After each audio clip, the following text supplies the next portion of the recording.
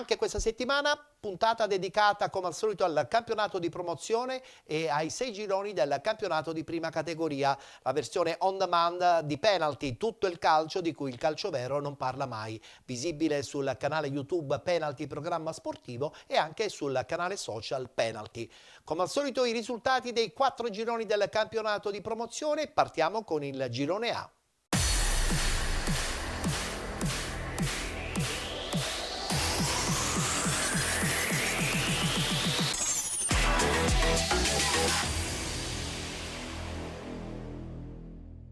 Eccolo qua il tabellino dei risultati della sesta giornata di ritorno. Città di Carini batte Camarat 2-1, Accademia Trapani batte Casteltermini 1-0, Alba Alcamo 1928 batte Marsala 4-0, Fulgatore batte Icarense 9-1, Folgore Castelvetrano batte Gemini Calcio 5-2, vittoria fuori casa anche per il Città di San Vitolo Capo 4-0 contro il Petrosino 1969, ha riposato il Partinica Audace.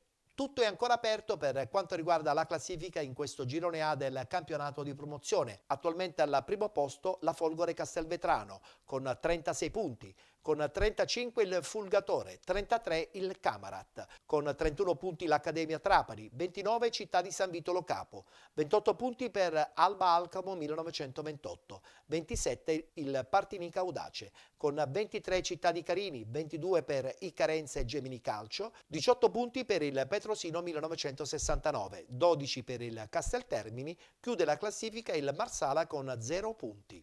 Tutto quindi da decidere nel girone A del campionato di promozione. Guardiamo adesso il tabellino invece del girone B.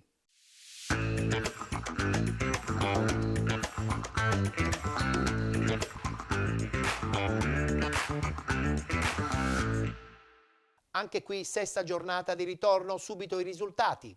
Gioiosa batte San Fratello 2-1, Castellucese batte Città di Mistretta 2-1, Sant'Angiolese batte Città di Casteldaccia 1-0. Lascari Cefalù batte Profalcone 4-2, Super Giovane Castelbuono batte Gorgonia Delia 2-1. Vittoria fuori casa per quanto riguarda il Geraci 5-2 contro il Villa Rosa Calcio, ha riposato l'Aspra. Continua a rimanere al primo posto la squadra di Gaetano Mirto. Con 41 punti guida il girone B del campionato di promozione, 34 punti Super Giovane Castelbuono, 32 Aspra, con 28 Lascari Cefalù, 27 punti Sant'Angiolese, 26 Gorgonia Delia, con 24 la Castelluccese, 23 punti Gioiosa, con 17 San Fratello e Villa Rosa Calcio, 16 punti per il Città di Mistretta ed il Profalcone, con 15 il Città di Casteldaccia.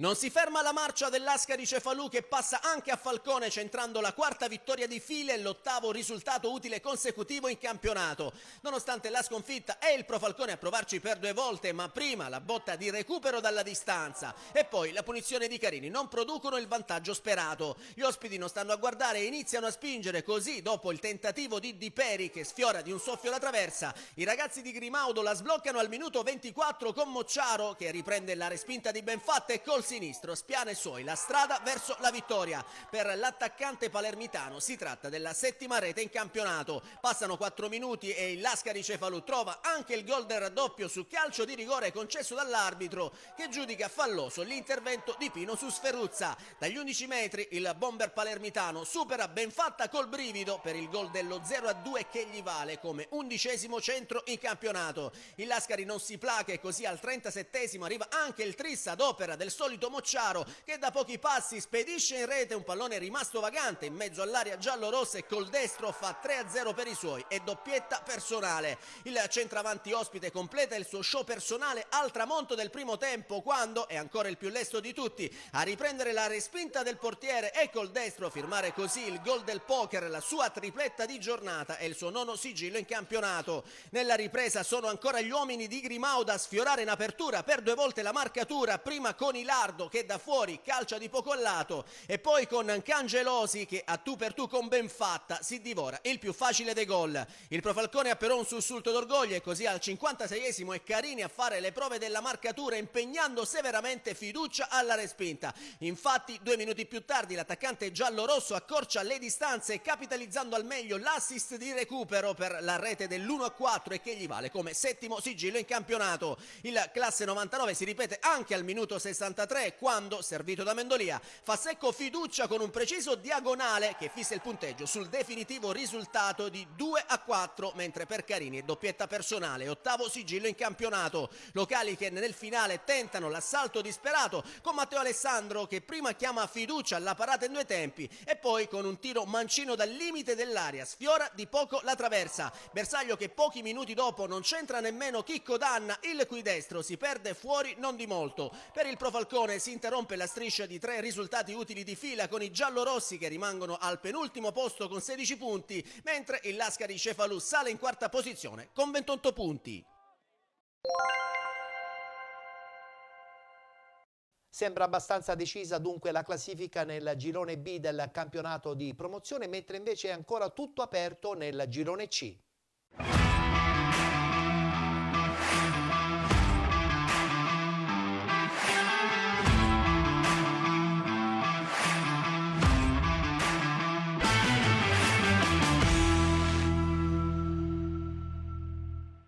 Eccolo qua il tabellino dei risultati della 6ª giornata di ritorno. Atletico Messina batte Nuova Azzurra Fenicia 3-2, Promende batte Città di Calatabbiano 2-1, Messana 1966 batte Città di Aci Sant'Antonio 2-0, Belpasso FC 2014 batte Gescal 1-0, Sant'Alessio batte Valle del Mela Calcio 1-0 ed infine vittoria dell'RSC Riposto 4-1 contro il Catania San Pio X. Ha riposato il Valdinisi Calcio. Vittoria fondamentale per il Messana 1966 contro l'Aci Sant'Antonio. A questo punto solitaria posizione in vetta per quanto riguarda la squadra messinese.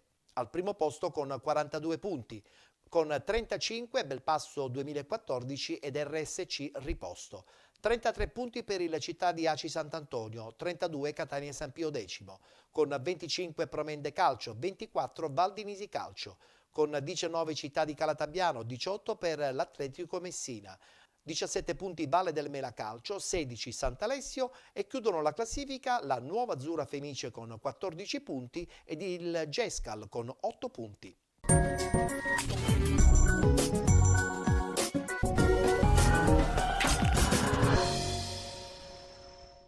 Il Saturday Night sorride alla Messana che con una prova di forza batte nello scontro al vertice il Città di Aci Sant'Antonio, confermandosi capolista solitaria nel girone C di promozione. Al 14° Calcagno su calcio piazzato centra la traversa. Al minuto 44 dagli sviluppi dell'angolo battuto da Misiti il pallone arriva sui piedi di Amante che da posizione centrale non inquadra lo specchio della porta, mentre il destro volante dal limite di Misiti un minuto più tardi è bloccato centralmente da Citriglia. Nella ripresa però la Messana aumenta la pressione presentandosi nel primo quarto d'ora di match per altre 3 volte in aria bianco-azzurra, prima con Buda il cui sinistro a giro sfiora il palo alla destra del portiere, poi Buda ancora al minuto 58 calcia alto sulla traversa dagli sviluppi della punizione battuta da Calcagno e infine 5 minuti dopo anche il tentativo di Amante non c'entra il bersaglio grosso. Il Città di Aci Sant'Antonio prova a scuotersi ma la botta da fuori di San Filippo al 72esimo non sortisce l'effetto sperato e allora ci pensa Calcagno al minuto 75 a spezzare l'equilibrio della gara quando, con una fantastica punizione,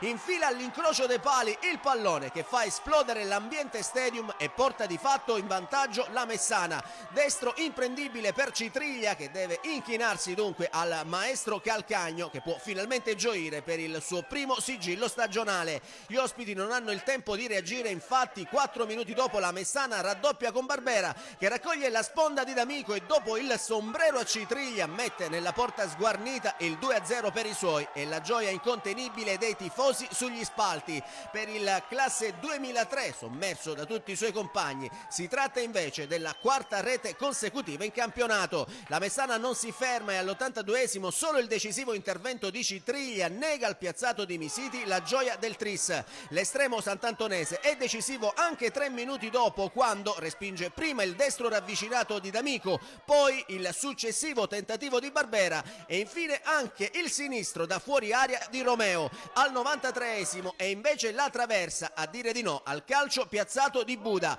La Messana si conferma dunque al primo posto con 42 punti, mentre l'Aci Sant'Antonio rimane in seconda posizione con 33, ma con una gara da recuperare e il turno di riposo già osservato.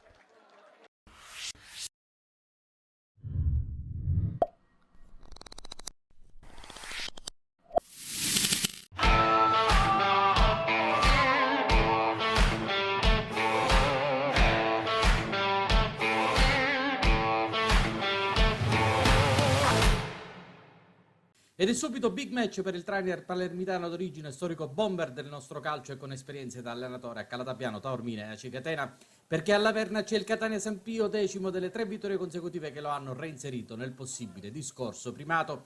Sprint subito dei biancazzurri, Leotta chiuso da Caspanello in corner, batte Messina, Valenti allontana corto, sull'altro palo nel bucchio, irrompe Tornitore che fa 1-0. Partita sbloccata grazie al secondo gol consecutivo di Enzo Tornitore che raggiunge quota 9 in classifica marcatori, secondo miglior bomber della RSC, e il primo sorriso domenicale per Luvito e i suoi, pronti a fare centro alla seconda iniziativa nell'arco di 60 secondi ed esattamente quando corre il 10° minuto. San Pio 10, punizione di Castelli, Gangi al primo intervento ci mette la sicurezza e blocca a terra. Poi Carbonaro da corner, brividi biancazzurri col pallone che attraversa tutta l'area per merito di Strano, Ndiaye a botta sicura, centra il legno, non segnano i catanesi, va a nozze invece la RSC, Pietro Pappalardo al lancio lunghissimo, mancava da tempo questa immagine, Caspanello in stato di caos esce al limite, per Mattia Leotta è tutto infinitamente magnifico, pallonetto e 2-0 al minuto 21 nell'entusiasmo generale. Leotta fa 13, in realtà 14, coppa compresa, ma la partita quasi in maniera improvvisa si riapre per qualche indecisione al limite da parte dell'RSC e per Ndiaye. Arriva il riscatto dopo il palo, gran tiro all'incrocio e 2-1 al 24esimo. San Pio X che rientra nei giochi e che rischia seriamente di fare male quando Castelli vince il duello tra numeri 10 nella metacampo dei catanesi e in contropiede invita al pari Yuri Nobile con la complicità di Gangi e poi Ndiaye, Salemi compie il miracolo sulla linea e si rimane sul 2-1 alla mezz'ora. Gangi poi trova riscatto quando gli ospiti ci mettono anima e cuore per riprendere in mano la partita. Castelli di testa esalta il vice di Cisterna. Portieri decisivi, anche Caspanello dall'altro lato è chiamato a un difficile intervento su Papa che tenta la sorpresa dalla distanza. Qui una svista arbitrale per la mancata concessione dell'angolo alla RSC. Dall'altro lato proteste ospiti per un presunto braccio di proietto proprio sotto gli occhi del direttore di gara che giudica evidentemente involontario il tocco del numero 13 di casa. Illusione del gol per Leotta che ci prova dalla distanza allo scadere del primo tempo dopo aver combinato con Tornitore. Palla che si impenna e che sorvola la traversa e al riposo si va sul 2-1 per la RSC. Al cambio campo Ndiaye è sempre un pericolo, soprattutto dalla distanza. Gangi bene sul palo, sventa la minaccia. Da un angolo all'altro Messina al 14esimo, palla nel traffico dove nessuno interviene, sbuca fortunato Napoli per il 3-1 dell'ora di gioco e la RSC fa di nuovo festa nel segno di Napoli al suo centro numero 3 in campionato, più altrettanti ne ha realizzati in Coppa. Lui che realizzò non molte settimane fa la doppietta a Sant'Alessio decide insieme ai tenori dell'attacco biancazzurro, rassicurando compagni e platea per il gol che è la sicurezza a mezz'ora dalla fine. Gioia macchiata dal doppio giallo a proietto, reo di questa entrata a metà tempo che costringe la RSC all'inferiorità numerica. In 10 Luvito adotta la prima contromisura per rafforzare la mediana fuori Napoli, dentro Mangano, che si rivede dopo un infortunio al polso di oltre un mese.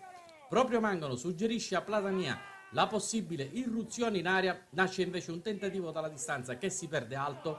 A questo punto spazio a 2 senatori per altrettante bandiere RSC, Nicotra per Pietro Pappalardo e soprattutto Peppe D'Angelo, presenza numero 108 in biancazzurro, per lui tributo del Luigi Averna e ritorno sui campi di calcio dopo un interminabile infortunio. Lascia Messina 2 assist decisivi dalla bandierina. Alla mezz'ora Tornitore lanciato a rete si imbatte contro Sipala, graziato dall'arbitro, solo giallo da ultimo uomo per il difensore del Catania San Pio X. Sulla conseguente punizione, sinistro morbido di Leotta per la verticale con direzione Luca Mangano, punta aguzza al volo, palo interno e 4-1. E il secondo gol in stagione per il centrocampista, mentre nel finale altri 2 avvicendamenti, Bonaventura per Tornitore e Forzisi per Leotta, segnano la passerella nel giorno di un poker esaltante per tutto il gruppo, perché un Gabriele Gangi in crescendo blinda la porta sui titoli di coda e con questa parata va in archivio l'ascesa al terzo posto dell'RSC Riposto, che si muove in positivo per Eugenio Luito. Buona la prima.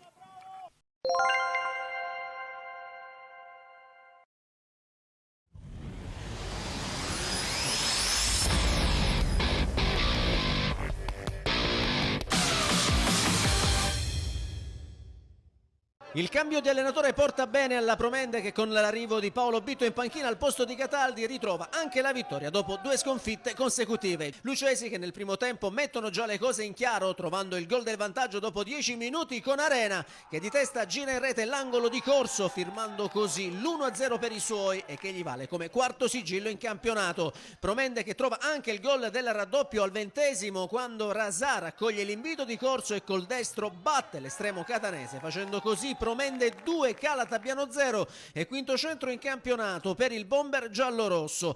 Nella ripresa però gli ospiti accorciano le distanze su calcio di rigore concesso dall'arbitro, che vede un tocco col braccio di Arena, e per il centrocampista di casa arriva anche il secondo cartellino giallo della sua partita, con la Promende che rimane in 10 uomini. Dagli 11 metri Peppe Dama non sbaglia il gol dell'1-2 che gli vale come sesto centro in campionato. Promende che subito dopo ha però l'occasionissima per chiudere i conti, ma prima il palo e poi la traversa negano a Rasà e Cambria la gioia del tris. Al 75° i giallorossi rimangono addirittura in 9 uomini per il doppio giallo che il direttore di gara mostra a Rasà, reo di colpire la palla con la mano. Nonostante ciò i padroni di casa resistono ai tentativi disperati del Calatabbiano e alla fine possono esultare per il ritorno al successo, che vale il sesto posto in classifica.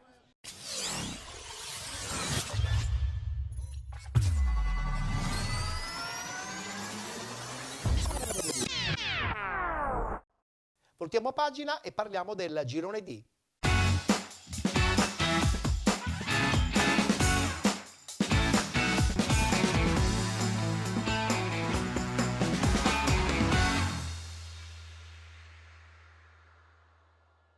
Perde la capolista FCM 2011 Mister Bianco nel difficile campo di Canicattini. Mister Bianco Calcio Pro Ragusa 0-0. Atletico Catania 1994 batte Gimnica Scordia 4-1.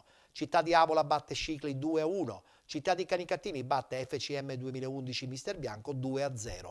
Priolo Gargallo batte Frigentini 2-0, Vittoria batte Megara 1908 2-1 ed infine Vizzini Calcio batte SC Gela 2-1. La squadra comunque di Gaetano Di Mauro, l'FCM 2011, continua ad essere comunque leader di questo girone D del campionato di promozione. Al secondo posto SC Gela, Atletico Catania e Vittoria con 38 punti. Con 27 lo Scicli, 24 punti Città di Canicattini insieme alla Città di Avola 2020, 22 Priolo Gargallo e Megara 1908, 21 punti per il Frigentini, 17 per Gimnica Scordia, Vizzini Calcio e Pro Ragusa. Chiude la classifica il Mister Bianco con 16 punti.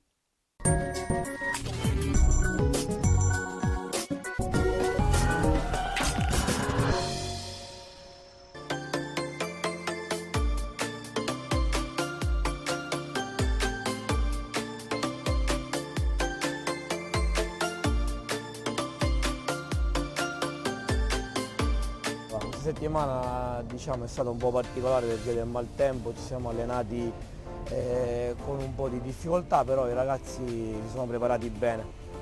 Diciamo che oggi appunto avevamo poco del campo che poteva dare delle insidie, però tutto è andato bene, una bella vittoria, ci voleva vincere in casa dopo non so quanto tempo, il direttore prima parlava forse da girone di andata quando giocavamo in casa, quindi va bene così.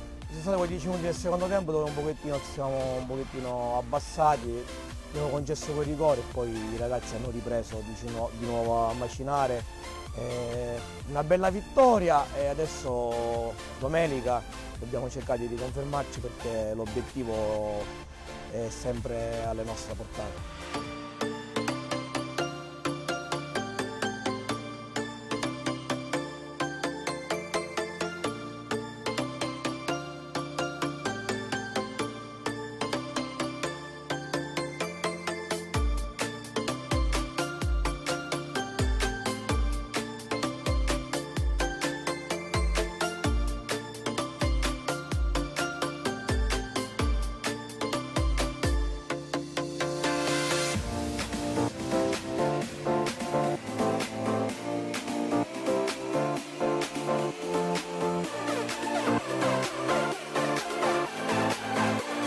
certamente è un'emozione perché da under segnare è sempre bello, pur essendo un gol che non serviva più a migliorare il risultato, ma è stato veramente emozionante, è stata anche una bella azione, quindi magari sarò premiato anche più avanti con questo ruolo che per me è nuovo. Ho fatto diverse partite titolari, ma sempre nella fase difensiva, terzino, mai da esterno di attacco, e mi è piaciuto, è stato bello. Non l'avevo mai fatto in vita mia sin da quando avevo 3 anni, ma mi è andata bene al primo colpo.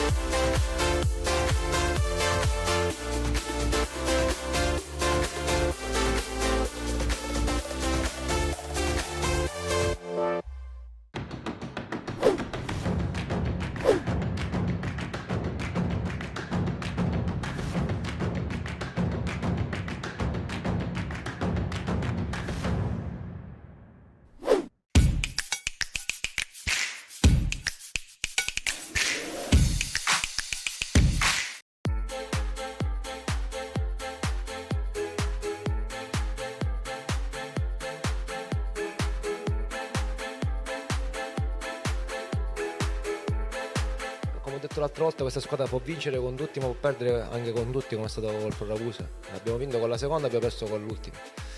Perciò c'è da lavorare, da non mollare, anche perché vedendo gli altri risultati non molla nessuno, perciò bisogna battere colpo su colpo e non dobbiamo correre alla cresta.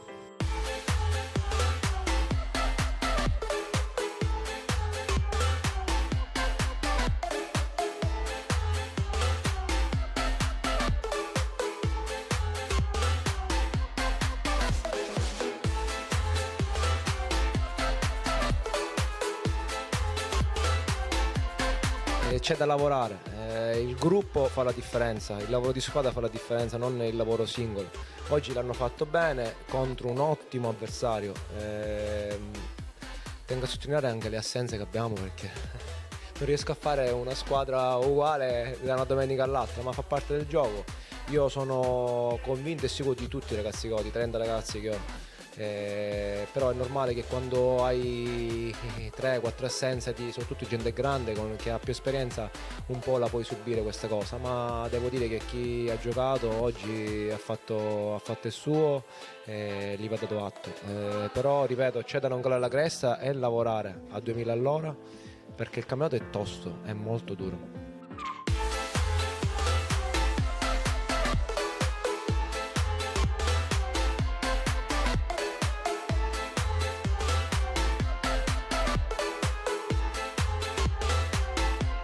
Abbiamo fatto una grande partita, abbiamo cominciato all'approccio giusto, abbiamo fatto subito il primo gol, poi al secondo abbiamo fatto l'altro, quindi 3 punti importantissimi per la Costa Salvezza.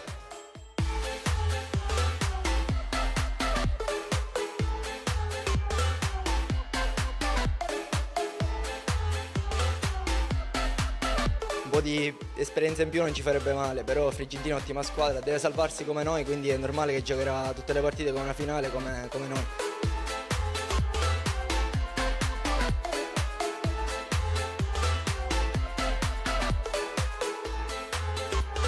L'ho detto prima, piedi per terra non abbiamo fatto nulla. Ci vediamo domenica.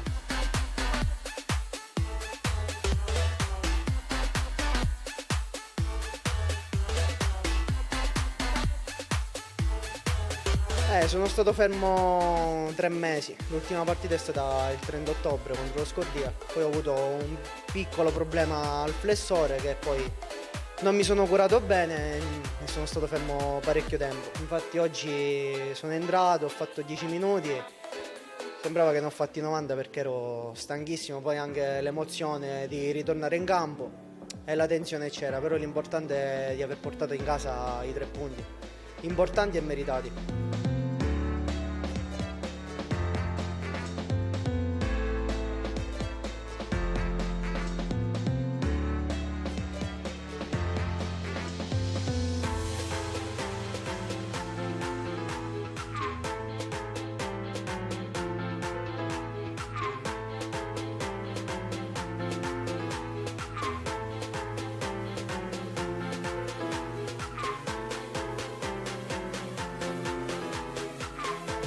Dobbiamo vincere anche fuori casa, in casa sì, facciamo punti, però La batosta che abbiamo preso domenica scorsa contro il Pro Ragusa è stata clamorosa.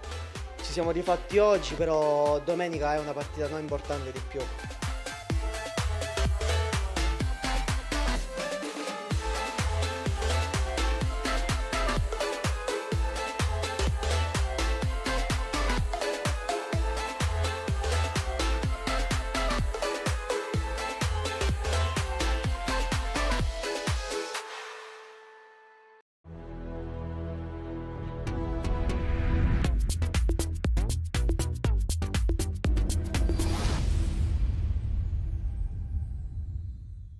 Concluso il quadro del campionato di promozione, adesso arriva il rullo con i risultati, le classifiche e le immagini dei 6 gironi del campionato di prima categoria.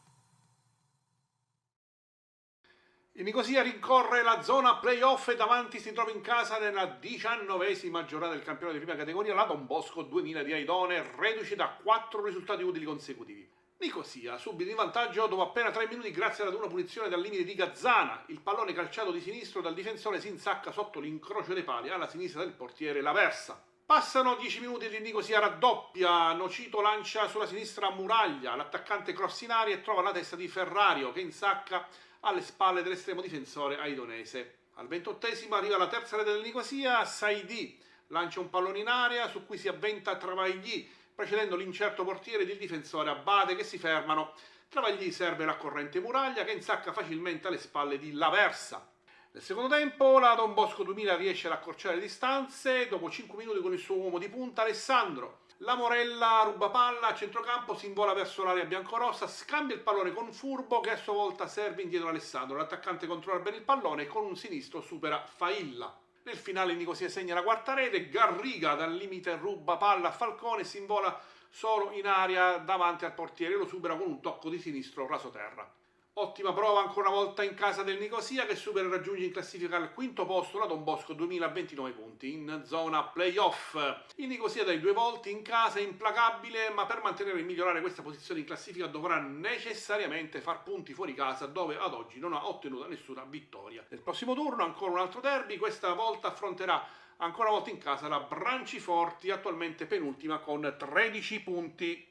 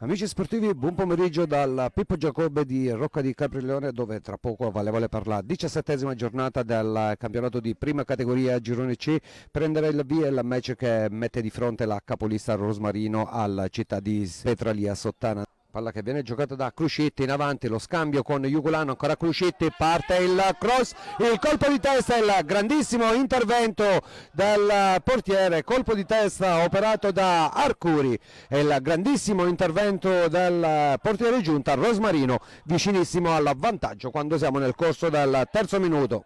Siamo sul lato corto dell'area, parte il cross, Costa addomestica il pallone, poi calcia fuori. Aveva fatto tutto molto bene Peppe Costa. L'imbucata di Costa, pallone dentro e c'è il vantaggio del Rosmarino con Carbonetto. La sblocca lui quando siamo arrivati al 38esimo minuto. Assist di Crucitti e gol di Carbonetto. Tanta attenzione a questo cross di Jugulano, palla ribattuta, ancora Jugulano, va da Barca che ci prova al volo e trova un grandissimo gol Antonello Barca e fa Rosmarino 2, città di Petralia Sottana 0. Palla, attenzione, al limite la conclusione, il gol, il 3-0 firmato da Arcuri e in questa circostanza il portiere Giunta probabilmente ha visto partire in ritardo il pallone. Tanto attenzione a Jugulano in area di rigore, il gol di Rosario Jugulano e Rosmarino che cala il poker. E c'è il Rosmarino che manovra, c'è questo lancio per Arcuri in area, Arcuri la conclusione, questa volta si oppone Giunta, dice di no. Costa, sventagliata di Peppe Costa a cercare di trovare Moglie. Lato corto dell'area, ci sono le finte di Moglie che penetra in area, ancora Moglie, c'è il fallo e quindi calcio di rigore. La rincorsa di Gentilesca, parte il tiro e il gol. Palleggio di Costa e poi il pallonetto con il grandissimo intervento del portiere e in questo momento il direttore di gara dice che può bastare così, cala il sipario alla Pippo Giacobbe di Rocca di Caprileone, dove il Rosmarino con il punteggio di 5-0 supera il città di Petralia Sottana e avvicina ancora di più quello che è l'obiettivo finale.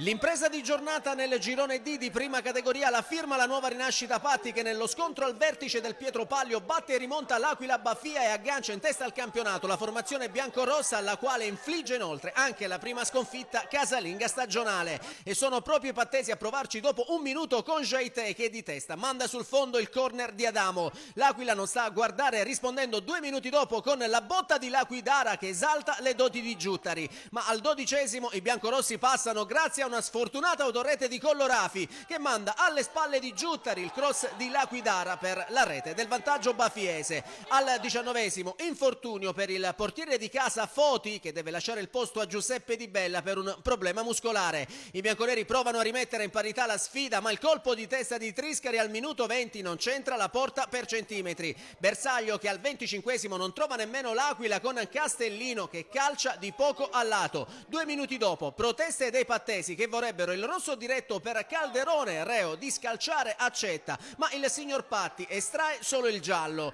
Nella ripresa succede poco, con la nuova rinascita che al minuto 8 vorrebbe assegnato un calcio di rigore per un presunto fallo di Sterantino su Spinella. Il fischietto di Palermo lascia giocare. I bianconeri però non si perdono d'animo e al minuto 86 acciuffano il pareggio con Jaite, che di testa gira alle spalle di Giuseppe Di Bella la punizione di Adamo, firmando così il gol dell'1-1 e che gli vale come quarto sigillo in campionato. L'11 di Spinella ci crede e al 90° ribalta tutto, quando il direttore di gara concede ai pattesi il calcio di rigore per l'intervento del portiere su Cristian Adamo. Dagli 11 metri lo stesso Adamo supera Di Bella, facendo così Aquila Bafia 1, nuova rinascita Patti 2, e per Cristian Adamo si tratta della 13ª rete in campionato. Con questo successo i bianconeri si portano in classifica a quota 42 punti, in prima posizione insieme all'Aquila Bafia, che conosce il primo stop stagionale davanti al pubblico di casa.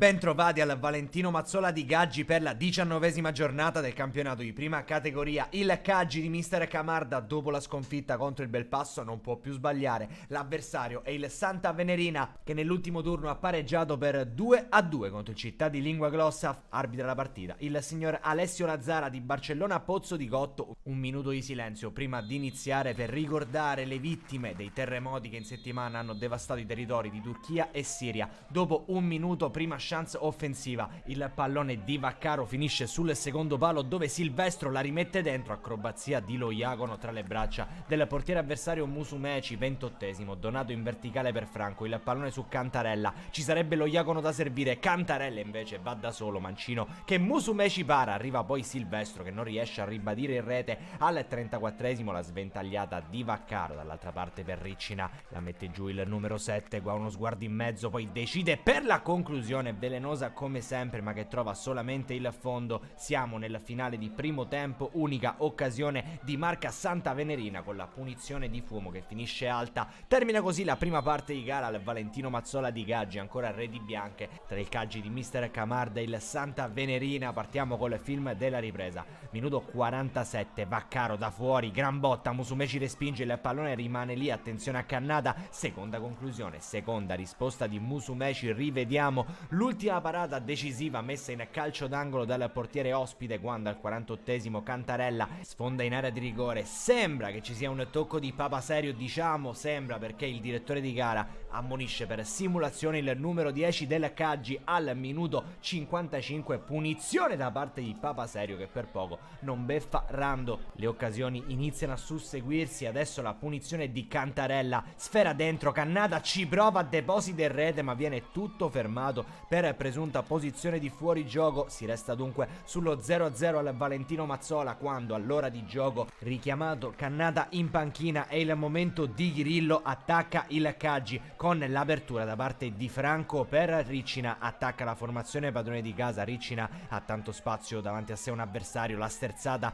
lo salta, va Riccina alla conclusione, il pallone finisce sul fondo. 62esimo, entra Costanzo per lo Iacono, minuto 67, lancio in profondità per Indelicato che in qualche modo riesce a coordinarsi anche per una buona conclusione che sfiora il palo di Rando. 70esimo, dalla sinistra Indelicato per il colpo di testa di Fumo che colpisce di testa, Rando respinge, il pallone rimane lì per l'offensiva degli ospiti, non riesce invece Spina a trovare il bersaglio grosso. 72esimo, il Caggi con la punizione affidata a salvo Cantarella, la deviazione della difesa. I padroni di casa protestano perché vorrebbero un calcio di rigore, per il direttore di gara invece con ampi cenni si può proseguire. 77esimo, punizione di Riccina da distanza proibitiva, impegna il portiere Musumeci. 78esimo, rimessa laterale scodellata dentro, batti ribatti, arriva Chirillo che cerca il tentativo, ancora Musumeci, la sfera rimane lì ma termina sul fondo. L'ultimo tocco sotto porta è quello di Donato che non trova un vantaggio che sarebbe stato fondamentale. Dall'altra parte invece Rando respinge il colpo di testa di Cerasuolo. Ultimi cambi per il Caggi tra l'80esimo e l'82esimo, tocca ad Allure Iervolino per Mannino e Franco. Di là Riccina invece viene chiuso dal portiere dopo la gran giocata di Chirillo, ancora Chirillo in azione personale. L'84esimo, va a contatto in area con Filetti, chiede il rigore il Caggi ma sembra spalla contro spalla, in questo caso è triplice fischio al Valentino Mazzola ed è un risultato negativo per il Caggi di mister Camarda perché con questo pari la nuova capolista del girone è l'Agron Savoca che nel frattempo vince per 3-2 contro il Furci. Ad un cordiale saluto e come sempre alla prossima.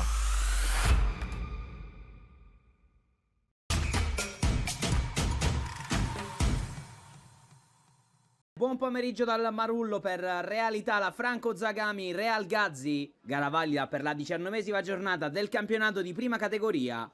Fischia il direttore di gara, comincia Realità la Real Gazzi. Si gioca nella metà campo ospite, recupera Romeo che serve De Tommasi, prova il duello il numero 11, arriva anche Bonamonte, poi ancora De Tommasi che cerca spazio, De Tommasi col destro, risponde con la prima parata a Pino, calcio d'angolo per il Real Gazzi, c'è il tocco corto in area di rigore, sinistro che però finisce alto, ci ha provato Buscema. Brancato vuole il lancio lungo nella zona di Geraci che controlla di petto, prova ad accentrarsi il numero 7, riesce a trovare fra le linee Romeo. Ancora Romeo con il tocco per Geraci, poi arriva Mondello. Risponde col piede Pino e salva ancora il Real Gazzi. Si chiude così il primo tempo, parziale di 0-0. Geraci gioca su Romeo che è costretto a tornare indietro, riceve Brancato. Prova il tiro dalla distanza e realizza un grandissimo gol che vale il vantaggio del Real Italia. Errore decisivo di Pino e grandissimo gol di Brancato. Rivediamo lo stop e poi il tiro sicuro del numero 6 che ha battuto il proprio avversario dalla distanza. Porta palla il Real Italia, c'è il tocco profondo a cercare De Tommasi. Qui rischia il Real Gazzi, c'è la pressione di Trimarchi che vale il raddoppio del Real Italia. Doppio colpo per la formazione di Peditto che è tornata in campo con un altro piglio, trovando anche la seconda rete della partita. Pallone portato avanti da D'Angelo che riesce a trovare Acquaviva, ancora Acquaviva, allarga su Geraci che ha spazio per andare. Geraci vince un duello, poi arriva Romeo. Conclusione neutralizzata da Pino. Rimessa laterale per il Real Gazzi, qui Bonamonte vince un grandissimo duello, può far ripartire i suoi in contropiede. C'è il suggerimento in profondità per Trimarchi, ancora Trimarchi, supera Pino. Si defila sulla sinistra il 19, Trimarchi calcia col destro. e trova la propria doppietta che vale il 3-0 del Real Italia. Calcio d'angolo dalla sinistra per il Real Gazzi, traiettoria sul primo palo, c'è una deviazione. Sulla sfera arriva Catalfamo che accorcia le distanze e batte Di Pietro. Il parziale adesso è sul 3-1 al Marullo. Prova ad avanzare qui il Real Gazzi, recupero interessante di Romeo, poi Bonamonte nella zona di De Tommasi. Punta l'avversario l'11, ancora De Tommasi col destro. Fischia 3 volte il direttore di gara, realità la Franco Zagami che batte per 3-1 il Real Gazzi, decisiva la doppietta di Trimarchi e la rete messa a segno da Brancato.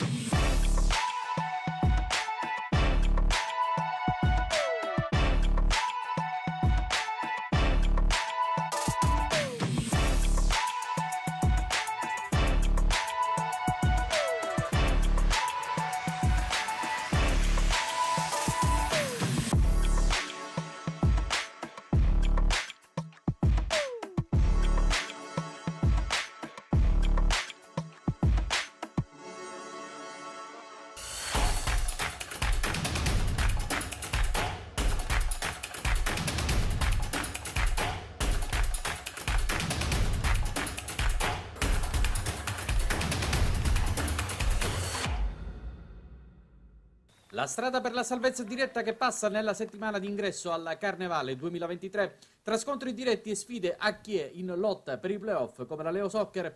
Anfuso crea il panico a sinistra, non Basile che sciupa una clamorosa palla gol al settimo sinistro troppo angolato da buonissima posizione e palla che si perde sul fondo. L'intraprendenza poi di Gelardi genera un'altra chance, prima palla ribattuta dai blu ospiti, secondo tentativo minaccioso ma che non trafigge.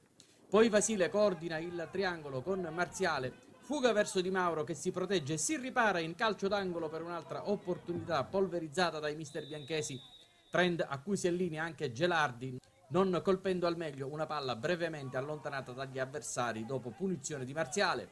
Al 21esimo proteste per un contatto tra Caponnetto e Anfuso che protegge il pallone, cade in aria.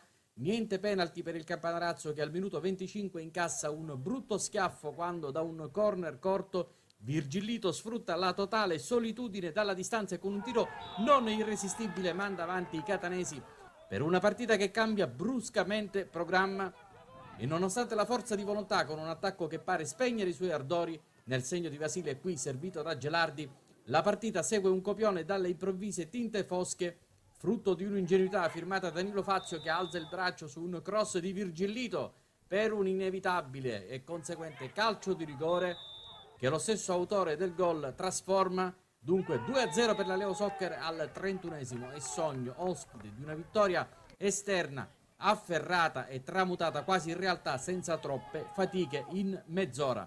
Il tutto mentre il Campanarazzo si danna l'anima per ovviare alle amnesie lì dietro. Gelardi è un fiume in piena ma si arrende sia a Di Mauro che al palo in una domenica che certo non ricorderà come quelle accompagnate dalla buona sorte in vista soprattutto di quanto gli accadrà nel momento più bello, il momento clou della ripresa. Intanto si arrende anche Anfuso, in questo caso per un problema muscolare, dentro Ingo, mentre il primo tempo volge al termine con la Leo Soccer in vantaggio per 2-0 al Valentino Mazzola. Proprio Ingo marca presenza in aria accompagnato da Gugliuzzo quando la ripresa iniziata da 5 minuti sinistro morbido e deviazione in corner decisiva dalla bandierina. Va Marziale col sinistro a rientrare, Danilo Fazio la gira abbassandosi leggermente, Michele Fazio informato Ariete e lì sulla linea ci mette il tiro di mezza, il parziale dopo 6 minuti. Il Campanarazzo risorge dopo le sciagure del primo tempo. 43 primavere, ritorno al calcio giocato in dicembre nel centrocampo d'esperienza, primo gol in stagione nel segno del non si molla, firma in calce Michelangelo Fazio, che 2 minuti più tardi detta i tempi con Ingo e Marziale dalle retrovie. Grandissima giocata in mezzo al campo d'esterno da parte del numero 7 del Campanarazzo e sull'esterna dove viene servito Vasile, che riceve, sterza doppiamente dimenticando la partitaccia del primo tempo, spedisce il pallone nell'angolo più lontano e fa 2 pari. Nel delirio generale tutto magicamente ribaltato per il quarto gol in campionato di Emanuele Vasile e favori del pronostico che a questo punto, quasi retorico, sembrano propendere tutti a favore del Campanarazzo di fronte a un avversario che pare perdere riferimenti ed è travolto dall'impeto dei padroni di casa, i quali guardano con fiducia la porta lato sud. Qui si fermano però all'ultimo metro dopo il tiro da fermo dell'autore del gol di qualche minuto prima.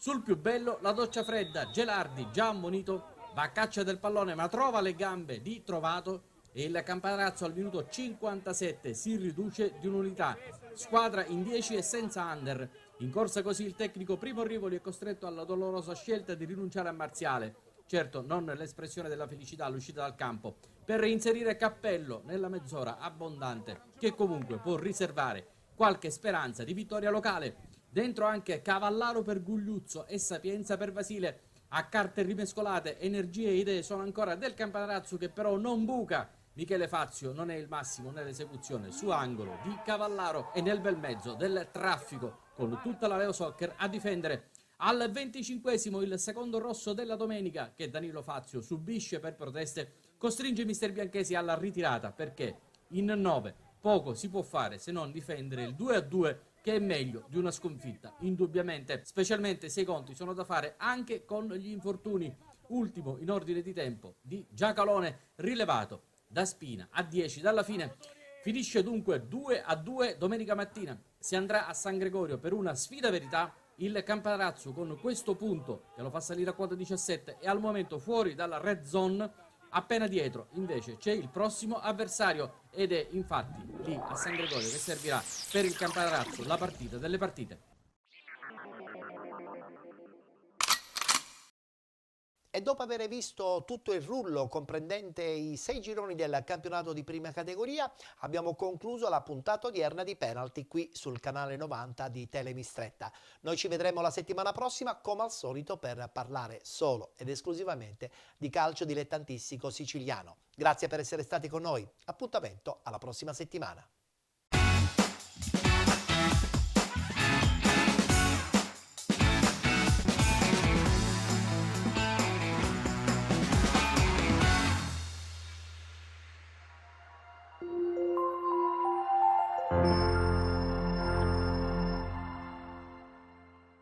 Con le immagini, ma soprattutto con i risultati, le classifiche dei 6 gironi del campionato di prima categoria, si conclude la puntata odierna di Penalty on Demand, che come al solito vi rimanda alla prossima settimana sul canale YouTube Penalty Programma Sportivo e anche sul canale social Penalty. Grazie per essere stati con noi, appuntamento alla prossima settimana.